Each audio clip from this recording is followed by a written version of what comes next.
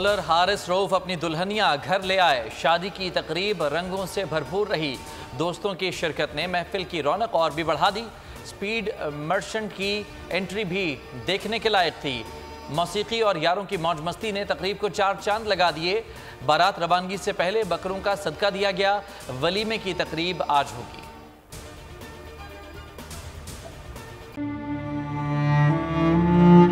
अवाम के लिए एक और मुश्किल, आटे की अदम दस्तयाबी पर अवाम परेशान। आटे की फराहमी खासी मुश्किल का शिकार है और अवाम को मुश्किलात का सामना है। शदीद गर्मी में यूटिलिटी स्टोर्स के बाहर लंबी लंबी कतारें। घर में आटा नहीं है, घर वाले जो है ना हम लोग तंदूर के आटा लेके रोटी लेके जो है ना उसी पे ही गुजारा कर रहे हैं। बोल ने निभाई सहाफती जिम्मेदारियां, पहुंचाई घर घर ये आवाज। यूटिलिटी स्टोर से सस्ते आटे का हुसूल शहरियों के लिए ख्वाब बन गया। बोल न्यूज हकायक सामने ले आया है। आओ मिलकर आवाज उठाएं, पाकिस्तान को बदलें बोल के साथ। बोल बना अवाम की आवाज। अवामी शिकायत पर बोल ने किया मुताल्लिका इदारों से मुतालबा।